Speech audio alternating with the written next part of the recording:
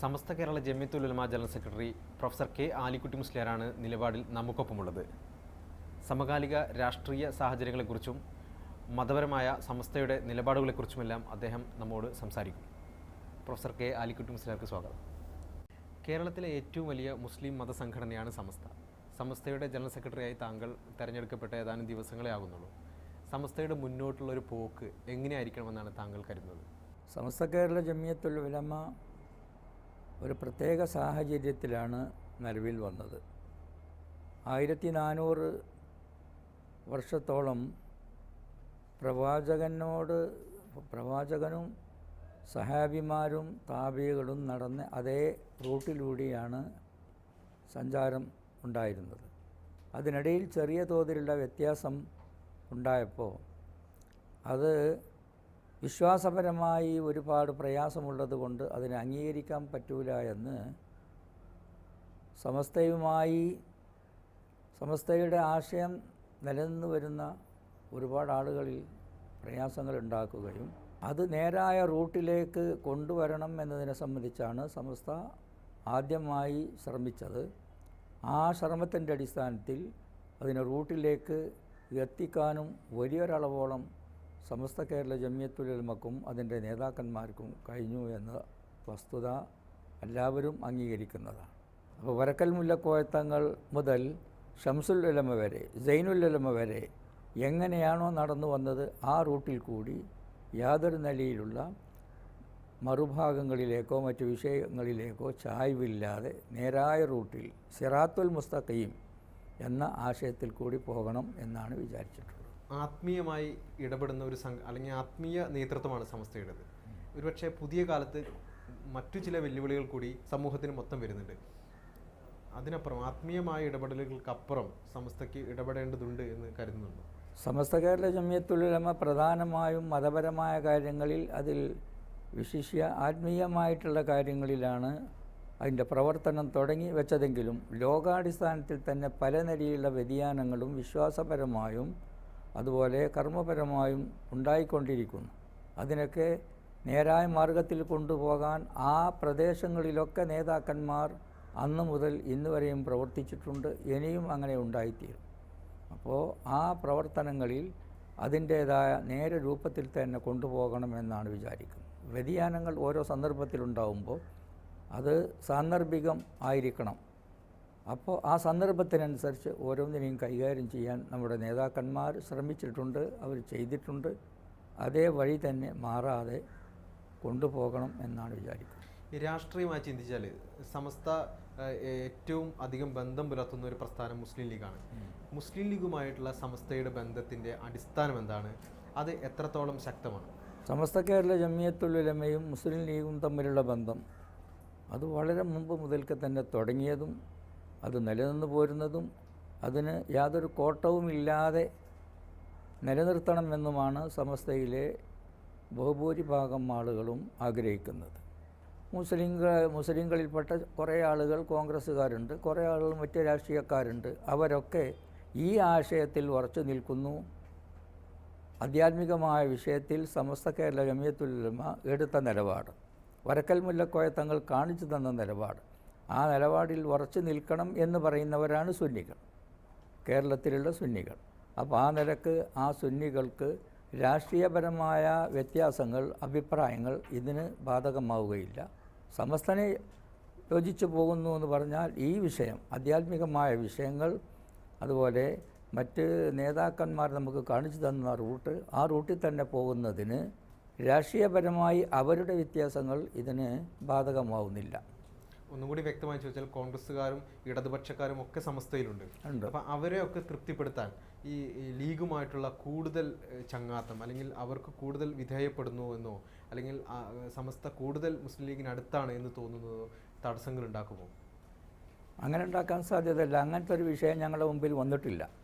അപ്പോൾ പല മേഖലകളിലും CPMകാർ നമ്മുടെ മഹല്ലുകൾ ഭരിക്കുന്നവരുണ്ട്, CPIക്കാർ ഭരിക്കുന്നുണ്ട്, കോൺഗ്രസ്സുകാരുണ്ട്, RSPക്കാരുണ്ട്. അങ്ങനെ വ്യത്യസ്തമായ രാഷ്ട്രീയക്കാർ ആരുണ്ടെങ്കിലും ഞങ്ങൾ എടുത്ത നിലപാടുകൾ നമ്മുടെ നേതാക്കന്മാർ വരക്കൽ മുല്ലക്കോയത്തങ്ങൾ മുതൽ ഈ കാലഘട്ടം വരെ നടന്നു വന്നിട്ടുള്ള ആശയത്തിന് എതിരായി ഒരഭിപ്രായം അവരിൽ നിന്നുണ്ടായിട്ടില്ല. അതുകൊണ്ട് തന്നെയാണ് അവർ ഞങ്ങളോട് കൂടി അല്ലെങ്കിൽ സമസ്തനോട് കൂടി ഒപ്പം നിൽക്കുന്നത്. കടുത്ത യുക്തിവാദവും അതുപോലെ തന്നെ മതവിരുദ്ധതയും ഒക്കെ CPM ഉണ്ടായിരുന്നു. എന്നാൽ സമീപകാലത്തായി CPM ഏറ്റവും വലിയ മാറ്റം എന്ന് പറയുന്നത് മതവിശ്വാസികളെ കൂടി ഉൾക്കൊള്ളുന്ന ഒരു രീതിയിലേക്ക് അവർ വന്നു. പലപ്പോഴും മത ആചാരങ്ങൾ പോലും പിന്തുടരുകയോ അല്ലെങ്കിൽ അതിനെ പ്രോത്സാഹിപ്പിക്കുകയോ ചെയ്യുന്ന രീതിയിലേക്ക് മാറി. ഇത്തരത്തിലുള്ള ഈ ഇടതുപക്ഷത്തിൻ്റെ നിലപാടുകളെ എങ്ങനെയാണ് കാണുന്നത്? അത് രോഗാടിസ്ഥാനത്തിൽ തന്നെ ആ വ്യതിയാനം ഉണ്ടായിട്ടുണ്ട്. റഷ്യയിലുണ്ടായി. റഷ്യൻ്റെ ഒരുപാട് സംഭവങ്ങൾ റഷ്യയുമായി ബന്ധപ്പെട്ട് അവിടുത്തെ മുസ്ലിങ്ങൾക്കുണ്ടായ പ്രയാസങ്ങൾ അത് ദൂരീകരിക്കാനായി അവിടെയുള്ള നേതാക്കന്മാർ കൈക്കൊണ്ട നിലപാട് പലപ്പോഴും റഷ്യക്കും അത് പ്രയാസകരമായിട്ടുണ്ട്. എന്നാൽ അവിടുത്തെ ജനങ്ങൾ അതിനെ ആഗ്രഹിച്ചു. ആ നിരക്ക് അവരിൽ നിന്ന് വ്യത്യാസമുണ്ടായി. പക്ഷേ സുന്നത്ത് ജമാഅത്തിൻ്റെ ആശയങ്ങളിലോ സുന്നത്ത് ജമാഅത്തിൻ്റെ പ്രവർത്തനത്തിലോ യാതൊരു നിലയിലുള്ള വ്യതിയാനവും ഉണ്ടായിട്ടില്ല. ഈ കമ്മ്യൂണിസ്റ്റ് പാർട്ടികളുമായി സഹകരിക്കുന്നതിൽ വിശ്വാസപരമായ എന്തെങ്കിലും പ്രശ്നങ്ങളുണ്ടോ? രാഷ്ട്രീയമായി സഹകരിക്കുന്നതിൽ കമ്മ്യൂണിസ്റ്റുകളുമായി നേരത്തെ മുസ്ലിം ലീഗിന് ബന്ധമുണ്ടായിട്ടുണ്ട്. ആ കാലഘട്ടങ്ങളിൽ സമസ്തയിലുള്ള ആൾക്കാർ അതൊരു താൽക്കാലികമായ ഉടമ്പടി എന്ന നിലക്ക് മാത്രമേ കണ്ടിട്ടുള്ളൂ. പക്ഷേ കാതലായ വിഷയങ്ങളിൽ ചെറിയ വ്യത്യാസം പോലും സമസ്തക്ക് അംഗീകരിക്കാൻ പറ്റില്ല. കാതലായ വിവരങ്ങൾ, വിശ്വാസപരമായ വിഷയങ്ങൾ, അങ്ങനെയുള്ള സന്ദർഭങ്ങളിൽ പലപ്പോഴും അത്തരത്തിലുള്ള ബന്ധങ്ങൾ വിച്ഛേദിക്കപ്പെടേണ്ടി വന്നിട്ടുമുണ്ട്. ഇപ്പോഴുള്ള CPM അടക്കമുള്ള പാർട്ടികൾ, കമ്മ്യൂണിസ്റ്റ് പാർട്ടികൾ, അത് മതപരമായ വിശ്വാസത്തിനും മതപരമായ ജീവിതത്തിനും ഏതെങ്കിലും തരത്തിലുള്ള ഭീഷണി സൃഷ്ടിക്കുന്നതായിട്ട് സമസ്ത കരുതുന്നുണ്ടോ? അടിസ്ഥാനപരമായ കാര്യങ്ങളിൽ ഇടപെടുമ്പോൾ ചിലപ്പോൾ അങ്ങനെ ആയിന്ന് വരും. അപ്പോഴാണ് പ്രശ്നങ്ങൾ ഉണ്ടാവാറ്. നേരെ ഭരണപരമായ കാര്യങ്ങളിൽ, ചില തന്ത്രപരമായ കാര്യങ്ങളിൽ പലപ്പോഴും ലോകരാജ്യങ്ങളിലൊക്കെ ഉള്ളതുപോലെ വെസ്റ്റേൺ രാജ്യങ്ങളിലുമുണ്ട്, അതുപോലെ ഈസ്റ്റേൺ രാജ്യങ്ങളിലും ഉണ്ടായിട്ടുണ്ട്. റഷ്യയിലും ചൈനയിൽ വരെയും അങ്ങനത്തെ പ്രശ്നം ഉണ്ടായിട്ടുള്ളതാണ്. പക്ഷേ അത് മുസ്ലിങ്ങളെ ബാധിക്കുന്നതും ബാധിക്കാത്തതും രണ്ടുണ്ട്. ബാധിക്കുന്നത് എന്നുള്ള ഒരവസ്ഥ വരുമ്പോഴാണ് അതിന് പോറലേൽക്കുന്നതും ആ ബന്ധം വിച്ഛേദിക്കപ്പെടേണ്ടി വരുന്നതും. അല്ലെങ്കിൽ പലപ്പോഴും അത് തുടർന്നു പോകുന്നതിൽ പ്രയാസമുണ്ടെന്ന് തോന്നിയിട്ടില്ല. കേരളത്തിലെ ഒരു സാഹചര്യത്തിൽ ഇടതുപക്ഷവുമായുള്ള അത്തരത്തിലുള്ള സംസർഗത്തെ അല്ലെങ്കിൽ അത്തരത്തിലുള്ള ബന്ധങ്ങളെ എങ്ങനെയാണ് സമസ്ത കാണുന്നത്? മതപരമായ വിഷയങ്ങളിൽ പ്രയാസങ്ങൾ ഉണ്ടാക്കിയ സന്ദർഭം ഉണ്ടായിട്ടുണ്ട്. അങ്ങനത്തെ സന്ദർഭങ്ങളിൽ നേരത്തെ അവരുണ്ടായിരുന്ന ബന്ധങ്ങൾ വലഞ്ഞിട്ടുമുണ്ട്. ചിലപ്പോൾ അത് അവസാനിപ്പിക്കേണ്ടി വന്നിട്ടുമുണ്ട്. അതില്ലാത്ത നിലയിൽ പലപ്പോഴും നീക്കുപോക്കുകൾ ഉണ്ടാകുക എന്നുള്ളത് ഞാൻ നേരത്തെ സൂചിപ്പിച്ചതുപോലെ ഇന്ത്യയിൽ മാത്രമല്ല ലോകാടിസ്ഥാനത്തിൽ തന്നെ നടന്നു വരുന്ന ഒരു സംഭവമാണ്. അപ്പോൾ ആ നിലക്ക് ലോകത്തെല്ലാ സ്ഥലങ്ങളിലുള്ള മുസ്ലിങ്ങളെന്ന പോലെ അവരിൽ ഒരുറച്ച നിലപാട് വിശ്വാസപരമായി എടുക്കുന്നതിൽ അവർക്ക് പ്രയാസം ഉണ്ടാകാൻ പാടില്ല. പ്രയാസം ഉണ്ടായിട്ടുമില്ല. വിശ്വാസപരമായും കർമ്മപരമായുള്ള വിഷയങ്ങളിൽ തടസ്സമില്ലാതെ പോകുന്ന സാഹചര്യങ്ങളിൽ പലപ്പോഴും ബന്ധം ഉണ്ടായിട്ടുണ്ട്. ആ ബന്ധം ചിലപ്പോൾ ഉലച്ചിൽ സംഭവിക്കുകയും ആ സന്ദർഭത്തിൽ അത് ഒഴിവാക്കപ്പെടുകയും ചെയ്തിട്ടുണ്ട്.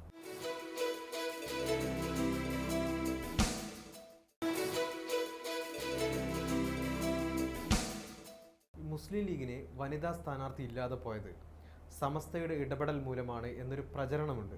സത്യത്തിൽ വനിതാ സ്ഥാനാർത്ഥികളെ മുസ്ലിം ലീഗ് മത്സരിപ്പിക്കുന്നതുമായി ബന്ധപ്പെട്ട് സമസ്തയ്ക്ക് ഏതെങ്കിലും തരത്തിലുള്ള നിലപാടുകളുണ്ടോ? അത് മുസ്ലിം ലീഗിനെ അറിയിച്ചിട്ടുണ്ടോ? ഇപ്പോൾ പ്രഖ്യാപിച്ച 20 സീറ്റുകളിൽ വനിതകളില്ലാതെ പോയത് സമസ്തയുടെ ഇടപെടൽ മൂലമാണോ? സമസ്ത അത്തരം കാര്യങ്ങളിൽ ഇടപെട്ടിട്ടില്ല. സ്ത്രീകളുടെ സ്ഥാനാർത്ഥിത്വം എന്ന് പറയുന്നത് 2 നിലയിലുള്ള സ്ഥാനാർത്ഥിത്വം ഉണ്ട്. ഇത്ര ശതമാനം നിർബന്ധമായും സഭകളിലേക്ക്, ഗ്രാമസഭകളിലേക്ക്, മറ്റ് സഭകളിലേക്ക് മത്സരിക്കണം എന്നുള്ള സാഹചര്യത്തിൽ തീർച്ചയായും അതിൽ സമസ്ത യോജിച്ചിട്ടുള്ളതാണ്. അതൊരു പ്രത്യേക സാഹചര്യത്തിൽ ആ സ്ഥലത്ത് സ്ഥാനാർത്ഥികളില്ലാതെയാവുമ്പോൾ എന്നൊരവസ്ഥയും വരാമല്ലോ. അവിടെ സ്ത്രീകൾ മാത്രമേ സ്ഥാനാർത്ഥിയുള്ളൂ നിയമത്തിൻ്റെ അടിസ്ഥാനത്തിൽ. അപ്പോൾ ആ സന്ദർഭത്തിൽ മത്സരിക്കണം. അങ്ങനെയൊന്നും നിബന്ധന ഇല്ലാത്തടത്ത് സമർത്ഥന്മാരായ ആളുകൾ തന്നെ ഉണ്ടെങ്കിൽ, പുരുഷന്മാർ തന്നെ ഉണ്ടെങ്കിൽ അവർ മത്സരിക്കണം. അവരാണ് അതിന് ഏറ്റവും അനുയോജ്യമായത് എന്ന് എൻ്റെ വിശ്വാസപരമായ അഭിപ്രായമാണ്. അതേസമയത്ത് നിയമം അങ്ങനെ വരുന്നുവെങ്കിൽ തീർച്ചയായും ആ നിയമത്തെ അംഗീകരിക്കുകയും ആ നിയമത്തിൻ്റെ അടിസ്ഥാനത്തിൽ അതിന് പറ്റുന്ന അപ്പത്തെ സാഹചര്യം അനുസരിച്ച് അതിൻ്റെ ശരിയായ റൂട്ടിൽ കൂടി സഞ്ചരിക്കുകയും ചെയ്യും. സ്ത്രീകൾ മത്സരിക്കുന്ന വിഷയം 33% വേണമെന്ന് ഇതിനു മുമ്പ് പാസ്സായ സന്ദർഭത്തിൽ അത് ഈ പ്രത്യേക സാഹചര്യത്തിൽ അത് ആവശ്യമായി വരുമെന്നും അങ്ങനെ നമുക്ക് സ്ഥാനാർത്ഥികളില്ലാത്ത ഒരവസ്ഥ വരാൻ പാടില്ല എന്നും അവിടെ മത്സരിക്കൽ അവരുടെ ബാധ്യതയാണെന്നും ചിലപ്പോൾ അത് നിർബന്ധമായ സാഹചര്യത്തിൽ എത്തിച്ചേരുമെന്നും അന്ന് നമ്മൾ പ്രസ്താവന ഇറക്കിയിട്ടുള്ളതാണ്.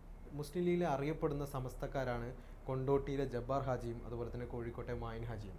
ഇവർ രണ്ടുപേരും സ്ഥാനാർത്ഥിയാകണമെന്നൊരാഗ്രഹം സമസ്തയിലെ ചിലരെങ്കിലും പ്രകടിപ്പിക്കുകയും ഒരുപക്ഷെ SYS ജബ്ബാർ ഹാജിയുടെ കാര്യത്തിൽ ഒരു പ്രമേയം ആയിട്ട് വരികയും ചെയ്തു. സമസ്തയെ അവഗണിച്ചു എന്നാണോ, അല്ലെങ്കിൽ അത്തരം ഒരു പരിഗണിക്കേണ്ടതില്ല എന്ന് സമസ്തക്ക് പിന്നീട് തോന്നിയോ?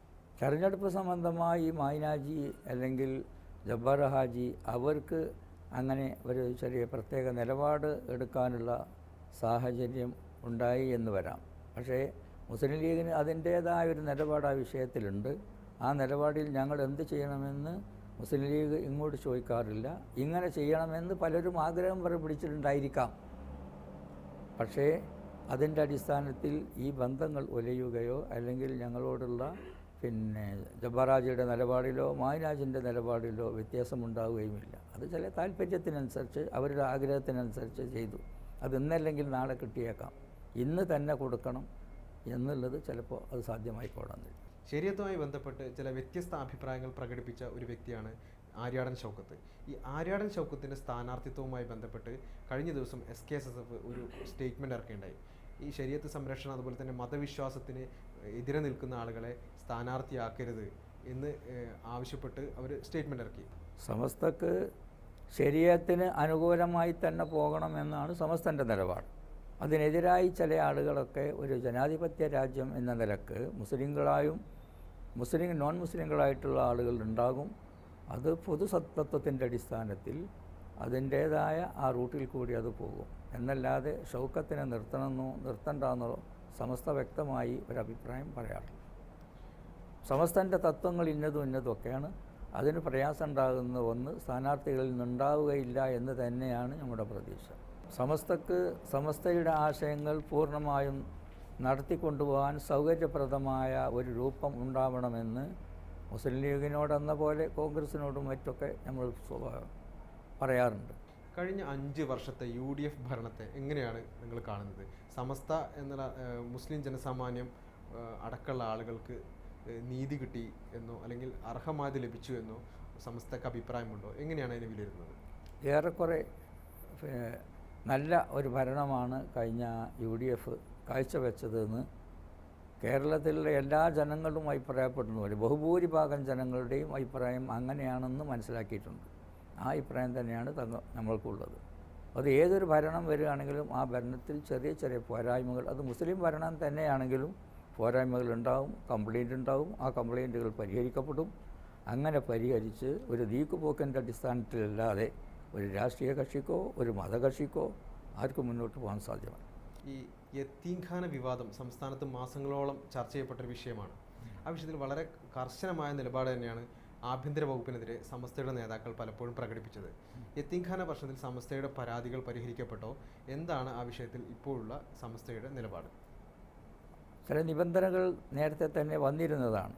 പക്ഷേ അത് അത്രമാത്രം എല്ലാ ആളുകളും അതിനെ സംബന്ധിച്ച് ബോധവാന്മാരായില്ല എന്നത് ഒരളവോളം ശരിയാണ്. പക്ഷേ എന്നാലും ആ വിഷയത്തിലൊരു നീക്കുപോക്കുണ്ടാകേണ്ടതായിരുന്നു എന്ന വിഷയത്തിൽ ചെറിയ തോതിലുള്ള ഒരു മാനസികമായ പ്രയാസം ഉണ്ടായിട്ടുള്ളത് ശരിയാണ്. പക്ഷെ അതൊക്കെ പരിഹരിക്കാമെന്നും അതിനാവശ്യമായ നിയമങ്ങളൊക്കെ ഉണ്ടാക്കി ഭാവി കാലങ്ങളിൽ നല്ല നിലയിൽ കൊണ്ടുപോകാമെന്നുമുള്ള ഉത്തരവാദപ്പെട്ട ആളുകളിൽ നിന്നുള്ള അഭിപ്രായത്തെ ഞങ്ങളത് മാനിച്ചിട്ടുണ്ട്. അതനുസരിച്ച് മുന്നോട്ട് പോകുന്നത് കൊണ്ട് ബുദ്ധിമുട്ടുണ്ടാവില്ല എന്ന് മനസ്സിലാക്കിയിട്ടുണ്ട്. ഗവൺമെൻറ്റിൻ്റെ ഭാഗത്തുനിന്ന് ഇത്തരത്തിലുള്ള വിഷയങ്ങൾ മറ്റുള്ളവരോട് കൂടി ആലോചന ചെയ്ത് ഭംഗിയായി കൊണ്ടുപോകുന്നത് തന്നെയാണ് നമ്മുടെ ആഗ്രഹം. അതായത് യത്തീംഖാന വിഷയത്തിൽ സംസ്ഥാന സർക്കാരിൽ നിന്ന് നീതി കിട്ടി എന്ന് തന്നെയാണ്. നീതി എന്ന് പറയുന്നത് നിയമത്തിൻ്റെ അടിസ്ഥാനത്തിൽ വരുന്നതാണ്. നിയമത്തിൻ്റെ അടിസ്ഥാനത്തിൽ തന്നെ പോയത്. പക്ഷേ ആ നിയമം ചിലപ്പോൾ ചില പ്രയാസങ്ങൾ നമുക്കുണ്ടായിട്ടുണ്ട്. അത് ചിലപ്പോൾ നമ്മളെ ഭാഗത്തുനിന്ന് ആ വിഷയത്തിൽ കൂടുതൽ സജീവമായിട്ടുള്ള ഇല്ലാത്തത് കൊണ്ടായിരിക്കണം. എന്നാൽ പോലും നമ്മളെ സഹായിക്കാൻ പൊതുവിൽ എല്ലാവരും തയ്യാറായിട്ടുണ്ട്.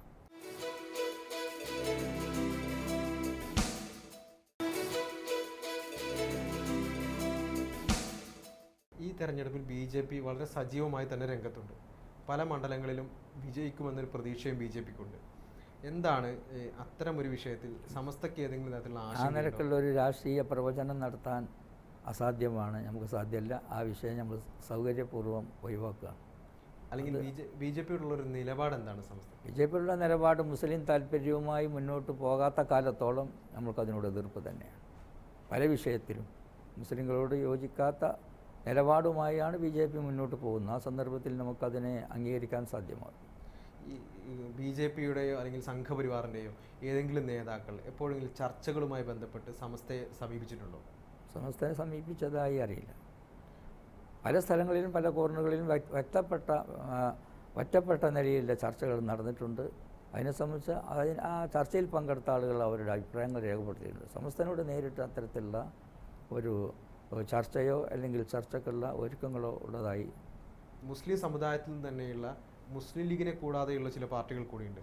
ഉദാഹരണം SDPI, അതുപോലെ തന്നെ വെൽഫെയർ പാർട്ടി, മറ്റ് തെക്കൻ ജില്ലയാണെങ്കിൽ PDP. ഇത്തരം രാഷ്ട്രീയ പാർട്ടികളുമായി ബന്ധപ്പെട്ടൊക്കെ ഏതെങ്കിലും തരത്തിലുള്ള അഭിപ്രായം സമസ്തയ്ക്കുണ്ടോ? മുസ്ലിങ്ങളുടെ ഇടയിൽ ഐക്യം നിലനിർത്താൻ ആവശ്യമായിട്ടുള്ളത് ഏതാണോ ആ കാര്യത്തിനാണ് സമസ്ത മുൻഗണന നൽകാറുള്ളത്. അതുകൊണ്ട് ഛിന്ന ഭിന്നമായി പോകുന്നത് ലോകത്തെവിടെയും എല്ലാ സ്ഥലങ്ങളിലും ദുരന്തമുണ്ടാക്കിയിട്ടുണ്ട് എന്നതുപോലെ ഛിന്ന ഭിന്നമാകാതെ ശക്തിയായി ഒരു നേതൃത്വത്തെ ഒപ്പം നിൽക്കുകയാണെങ്കിൽ അതാണ് ഗുണകരം എന്നതാണ് മുസ്ലിങ്ങളിൽ പൊതു അഭിപ്രായം. അത് ഇവിടെ മാത്രമല്ല, ലോകത്തെല്ലാ സ്ഥലത്തും. അതായത് മുസ്ലിം ലീഗ് അല്ലാതെ കൂടുതൽ പാർട്ടികൾ ഈ ന്യൂനപക്ഷ രാഷ്ട്രീയം ഉയർത്തിപ്പിടിച്ചു വരുന്നത് അപകടകരമാണെന്ന് തന്നെയാണോ? അത് ബുദ്ധിമുട്ടുണ്ടാക്കിയിട്ടുണ്ട് പല നിലയിലും. അത് സോഫ്റ്റായി കൊണ്ടുപോകാൻ സാധ്യമാവില്ല എന്നുള്ളതാണ് നമ്മുടെ നിലപാട്. ഈ അറബിക് സർവകലാശാല വേണമെന്ന ആവശ്യം പലപ്പോഴും സംസ്ഥയുടെ നേതാക്കൾ പല ഘട്ടത്തിൽ പറഞ്ഞിട്ടുണ്ട്. ഇപ്പോൾ ഒരു വിദേശ ഭാഷാ സർവകലാശാലയാണ്, അതുമായി ബന്ധപ്പെട്ടൊരു പഠനത്തിനാണ് സംസ്ഥാന സർക്കാർ നിർദ്ദേശം നൽകിയത്. ഈ അറബി ഭാഷാ സർവകലാശാലയുമായി ബന്ധപ്പെട്ട് ചീഫ് സെക്രട്ടറി ആയിരുന്ന ജിജി തോംസൺ ഫയലിൽ കുറിച്ച ചില കുറിപ്പുകൾ ഇത് സംസ്ഥാനത്ത് വർഗീയത സൃഷ്ടിക്കും, ഇത് അല്ലെങ്കിൽ അറാമിക് സർവകലാശാലയ്ക്ക് വേണ്ടി ആവശ്യമുയരും തുടങ്ങിയ പരാമർശങ്ങൾ. അത്തരം ഒരു സാഹചര്യത്തിൽ അറബിക് സർവകലാശാല എന്ന ആവശ്യത്തിൽ നിന്ന് ഇപ്പോൾ സമസ്തയോ അല്ലെങ്കിൽ അതിൻ്റെ പോഷക സംഘടനകളോ പിറകോട്ട് പോയോ? അറബിക് സർവകലാശാല എന്ന് പറയുന്നത് ഒരു സാമുദായികമായ സർവകലാശാല എന്ന നിലയിൽ വ്യാഖ്യാനിക്കുന്നത് ശരിയല്ല. കാരണം വളരെ കുറഞ്ഞ ശതമാനം മുസ്ലിങ്ങളുടെ സ്ഥലത്തും അറബിക് സർവകലാശാലകൾ വെസ്റ്റേൺ രാജ്യങ്ങളിലൊക്കെ ഉണ്ടായിട്ടുണ്ട്. അമേരിക്കയിലുണ്ട് അതുപോലത്തെ സ്ഥലം. അതൊരു സാമ്പത്തികമായ ഉയർച്ചയ്ക്ക് ഗുണകരമാണോ എന്ന് നോക്കിയാലും ഈ നിലക്കുള്ള ഒരു വിമർശനം വരാൻ സാധ്യതയില്ല. ഒരുപാട് ആളുകൾ വിദേശ രാജ്യങ്ങളിൽ ജോലി നോക്കുന്നുണ്ട്. അവരിൽ അറബി അറിയുന്ന ആളുകൾക്ക് നല്ല ജോലി സാധ്യതയുണ്ട്. സിഖുകാരായ ആളുകൾ അറബി പഠിക്കാനുള്ള ഒരുപാട് ശ്രമങ്ങൾ ചെയ്തിട്ടുണ്ട്. ഈ സാഹചര്യത്തിൽ എങ്ങനെയാണ് നോൺ അറബ്സിനെ അറബി ഭാഷ പഠിപ്പിക്കാനുള്ള മാർഗം എന്നതിനെപ്പറ്റി ആലോചിച്ചു. ആ കാര്യങ്ങൾ അവലംബിച്ചു മുന്നോട്ട് പോയി. സർവകലാശാല ഇല്ലാതെ സിഖുകാരായ ധാരാളം ആളുകൾ, വടക്കേ ഇന്ത്യയിലുള്ള തെക്കേ ഇന്ത്യയിലുള്ള ഒരുപാട് ഹിന്ദുക്കൾ അതനുസരിച്ച് മുന്നോട്ട് പോയപ്പോൾ ഒരുപാട് സാമ്പത്തിക ഉയർച്ച ഉണ്ടായിട്ടുണ്ട്. സാമ്പത്തിക സാധ്യതകൾ ധാരാളമുണ്ട്. ഉയർച്ചക്കുള്ള സാധ്യതകൾ അറബ് രാജ്യത്തുണ്ട്. ആ നിലക്ക് ഒരു അറബി സർവകലാശാല ഇവിടെ ഉണ്ടാകുകയാണെങ്കിൽ അത് സാമുദായികം എന്ന വിഷയത്തിലേറെ ഭാഷാപരമായ വിഷയം എന്ന് വെച്ചാൽ ഏത് ഭാഷയും പഠിക്കാം. തുർക്കി പഠിക്കാനുള്ള സൗകര്യങ്ങൾ ഇപ്പോഴുണ്ട്, മുമ്പുമുണ്ട്. ഇംഗ്ലീഷ് പഠിപ്പിക്കാനുള്ള സൗകര്യം മുമ്പുമുണ്ട്, ഇപ്പോഴുമുണ്ട്. അത് ഗുണകരമാണെന്ന് തോന്നുമ്പോൾ നമ്മളത് എടുക്കും. എന്നതുപോലെ മാത്രമേ അറബിക് സർവകലാശാലനെ കാണേണ്ടതുള്ളൂ. എന്നല്ലാതെ ഒരു വിഭാഗത്തിൻ്റെ ഭാഷ എന്നോ ഒരു വിഭാഗത്തിന് ഗുണം കിട്ടുന്ന ഭാഷ ഒന്നുമില്ല. അതാര് പഠിച്ചോ അത് പഠിക്കാൻ ഉപയോഗപ്പെടുത്തുന്ന മേഖലകളുണ്ടോ എങ്കിൽ എല്ലാവർക്കും ആ ഉപകാരം കിട്ടും. ഇന്ത്യക്കാരായ ധാരാളം ആളുകൾ അറബികളുമായി ബന്ധപ്പെടുന്നു, പ്രത്യേകിച്ച് കേരളക്കാർ. അതുകൊണ്ട് അറബി ഭാഷ പഠിക്കാനുള്ള സംവിധാനമാണ്. യൂണിവേഴ്സിറ്റി ആണെങ്കിൽ സൗകര്യമാവും. യൂണിവേഴ്സിറ്റി അല്ലാതെ ആയാലും ആ പഠനം നിലനിൽക്കട്ടെ എന്നുള്ളതാണ് നമ്മുടെ ആഗ്രഹം. അറബി സർവകലാശാല സാധ്യമാകുന്നതിന് വേണ്ടിയുള്ള കാര്യങ്ങളൊക്കെ ചെയ്യാൻ അവർ വാക്ക് തന്നിട്ടുള്ളതാണ്. ചില സമയങ്ങളുടെ പോരായ്മകളുണ്ടാവും, ചില കാര്യങ്ങളൊക്കെ തീരുമാനം. നാട്ടിൽ അങ്ങനെ ഒരു വർഗീയതയ്ക്ക് വേണ്ടിയോ അല്ലെങ്കിൽ മറ്റൊന്നുമല്ല. എന്നാലും അതിൽ അല്പം കാത്തു നിന്നാൽ സുഖകരമായ നിലയിൽ അത് കൊണ്ടുപോകാൻ കഴിയുന്നുണ്ടെങ്കിൽ ഭരണത്തിൻ്റെ തന്ത്രങ്ങളും അതുപോലെ മറ്റുള്ള ആളുകളുടെ ഇടയിലുള്ള അഭിപ്രായങ്ങളും ഒക്കെ സമന്വയിപ്പിച്ച് അത് വരുന്ന ഒരു സാഹചര്യം വരെ പ്രതീക്ഷിക്കുന്നതും ചില സാഹചര്യങ്ങൾ നന്നാവാറുണ്ട്. കാന്തപുരം AP അബൂബക്കർ മുസ്ലിയാരുമായുള്ള ഒരു ബന്ധം അല്ലെങ്കിൽ അവരുമായിട്ടുള്ള ഏതെങ്കിലും തരത്തിലുള്ള മുസ്ലിം ലീഗിൻ്റെ ഉൾപ്പെടെയുള്ള സഹവാസം എന്നും സമസ്തക്കകത്ത് വലിയ ചൂടേറിയ ചർച്ചകൾക്ക് കാരണമാവാറുണ്ട്. ഒരു തരത്തിലുള്ള സഹകരണവും കാന്തപുരവുമായി സാധ്യമല്ല എന്ന നിലപാട് തന്നെയാണ് ഇപ്പോഴും സമസ്തയ്ക്കുള്ളത്? സമസ്ത കാന്തപുരവുമായി ബന്ധപ്പെട്ട് പ്രശ്നമുണ്ടായ ആ സന്ദർഭത്തിൽ അവരെ നമ്മുടെ അണികളിലേക്ക് തന്നെ കൊണ്ടുവരുന്നതിന് വേണ്ടിയുള്ള ശ്രമം നടത്തിയ ആളുകളിൽ ഒരു ചെറിയ ആളാണ് ഞാൻ. ബഹുമാനപ്പെട്ട CH ഹൈദറൂസ് മുസ്ലിയാർ കുഴപ്പമുണ്ടായ ആ സന്ദർഭത്തിൽ പിരിഞ്ഞു പോയി, കുറച്ചേ ആയുള്ളൂ. ആ സന്ദർഭത്തിൽ അവരെ നമ്മുടെ നേർരേഖയിലേക്ക് തന്നെ കൊണ്ടുവരാനായി ശ്രമിച്ചപ്പോൾ അതിനെ ചില ആളുകളൊക്കെ എതിർത്തിരുന്നെങ്കിലും ശംസുൽ ഉലമ അടക്കമുള്ള ആളുകൾ വസ്സുൽഹു ഖൈർ, മസ്ലഹത്തായി പോവുക, നന്നായി പോവുക എന്നുള്ളത് തന്നെയാണ് ഗുണകരം എന്ന നിലപാടാണ്. സമസ്തയിൽ ആ ചിന്താഗതി അസ്തമിച്ചിട്ടില്ല, അതങ്ങനെ തന്നെയാണ് നിലനിൽക്കുന്നത്. ഇപ്പോഴത്തെ സാഹചര്യത്തിൽ പോലും മുസ്ലിം ലീഗ് നേതാക്കളോ അല്ലെങ്കിൽ ഏതെങ്കിലും മുസ്ലിം ലീഗിൻ്റെ മന്ത്രിമാരോ കാന്തപുരം AP അബൂബക്കർ മുസ്ലിയാരുമായി ബന്ധപ്പെടുന്നതിന് ഒരു പാതകമെന്നോണം ഇപ്പോഴും വിലയിരുത്തപ്പെടുന്നു. കുറച്ചുകൂടി വിശാലമായ മനസ്സ് എന്ന് പ്രതീക്ഷിക്കേണ്ടതല്ലേ? എല്ലാ വിഭാഗത്തു നിന്നും ഉണ്ടാകുമ്പോൾ മാത്രമേ അത് വിജയകരമാവുകയുള്ളൂ. ഈ യുരീദ ഇസ്ലാഹൻ, രണ്ട് വിഭാഗവും ഗുണം വരട്ടെ എന്ന് ആഗ്രഹിച്ചാൽ അത് നടക്കും. ഒരു വിഭാഗം മാത്രം വിചാരിച്ചാൽ നടക്കില്ല. ശംസുൽ ഉലമ അന്ന് ഹൈദറൂസ് മുസ്ലിയാരോടും മറ്റൊക്കെ പറഞ്ഞത് അത് മസ്ലഹത്തായി പോകുന്നത് നല്ലതാണെന്നാണ്. അസഹിഷ്ണുതയെക്കുറിച്ചാണ് ലോകത്ത് അല്ലെങ്കിൽ ഇന്ത്യയിൽ ഇപ്പോൾ വളരെ പ്രധാനപ്പെട്ട ചർച്ച നടക്കുന്നത്. കേന്ദ്രത്തിലെ നരേന്ദ്രമോദി സർക്കാരിൻ്റെ ഭരണത്തെ അല്ലെങ്കിൽ ആ ഒരു കേന്ദ്ര സർക്കാരുമായി ബന്ധപ്പെട്ട കുറേ നടപടികളെ വലിയ തോതിൽ വിമർശിക്കപ്പെടുന്നുണ്ട്. എങ്ങനെയാണ് സമസ്ത അതിനെ കാണുന്നത്? സഹിഷ്ണുത കഴിഞ്ഞ 90-ാം വാർഷികത്തോടനുബന്ധിച്ച സമസ്തയുടെ പീസ് റാലി, അല്ലെങ്കിൽ അതിൻ്റെ പിന്നെ തിരുവനന്തപുരം മുതൽ ആലുവ വരെ, ഇവിടെ പിന്നെ കാസർഗോഡ് മുതൽ അതുവരെ ഉണ്ടായ ജാതിയിലൊക്കെ ഈ സമാധാനത്തെ പറ്റിയാണ് നമ്മൾ പറഞ്ഞത്. സമാധാനം ഉണ്ടാവണം, എല്ലാവർക്കും സമാധാനം, എല്ലാ ജനങ്ങൾക്കും സമാധാനം, എല്ലാ വർഗത്തിൽപ്പെട്ടവർക്കും സമാധാനം ഉണ്ടാവണം എന്നുള്ളതാണ്. അതില്ലാത്തൊരു സാഹചര്യം ഏത് ഭാഗത്തുനിന്ന് വന്നാലും തീർച്ചയായും അത് ദുരന്തമാണ് അതിൻ്റെ ഫലമായി. ഈ ദലിതുകളെയും അതുപോലെ ന്യൂനപക്ഷങ്ങളെയും രാജ്യദ്രോഹം ആക്ഷേപം ഉന്നയിച്ച് ചവിട്ടി മെതിക്കുന്നു എന്നാണ് പൊതുവായി ഉയർന്നൊരു വിമർശനം. അതിനെ കുറച്ച് സഹിഷ്ണുത ഇല്ലാത്തതിൻ്റെ ഒരു വ്യക്തമായ അടയാളം, ഒരു വസ്തുതയാണത്. അതുകൊണ്ടാണ് അതിനെ എതിർക്കപ്പെട്ടത്. ദലിതുകളായാലും വേറുള്ളവരായാലും ആരായാലും മനുഷ്യരാണ്. മനുഷ്യർ ഏത് വിഭാഗത്തിൽപ്പെട്ടവരാണെങ്കിലും അവരെ ആദരിക്കണം എന്നാണ് പൊതു നിയമം. Thank you.